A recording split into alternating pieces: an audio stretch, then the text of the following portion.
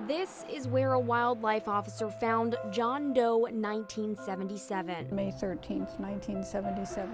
John's body was found fully wrapped in burlap, and it had snagged on the banks of the Brunswick River just south of the 74-76 bridge. Mary Doncourt, a civilian investigative specialist with the Brunswick County Sheriff's Office, says he probably had not traveled far. It was thought that perhaps he'd been dropped off the bridge. She says John only had one thing on him. He was only wearing blue socks. Doncourt says when the man was found, you could see his hands sticking out of the bag as if he tried to get out. Doncourt says he had been in the water for about a week, making it almost impossible for the coroner to find a cause of death. Because of the way he was found, he ruled his death by drowning.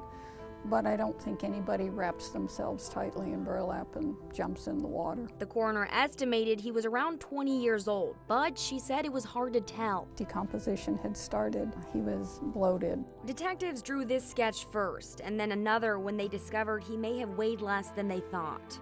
But they were missing a big part of the investigation. All of this was before the protocols changed, requiring that the ME's office keep remains.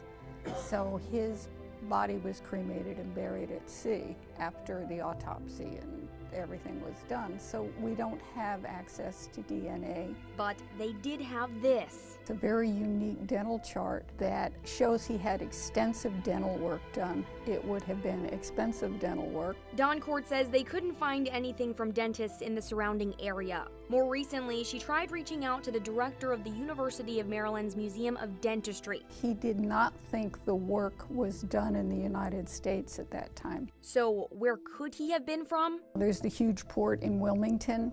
We wondered, because he was never reported missing, if perhaps he was off one of the ships that came through, or if he might have been a military dependent whose family was stationed overseas, or if he might have been military himself. But after 40 years, investigators still don't know who he is or who did this. What really happened that day, nobody knows. Except maybe if someone was, the people who threw him off the bridge or whatever. And as more time passes, the chance of finding someone who knows is dwindling. But you just kind of hope that there'll be that one little break and you keep looking for different things. Doncourt isn't going to stop until John Doe 1977 gets what he deserves. Because he was a human being, he deserves to have a name. 40 years is a long time to wait to get your name. And a long time for a murder to remain unsolved.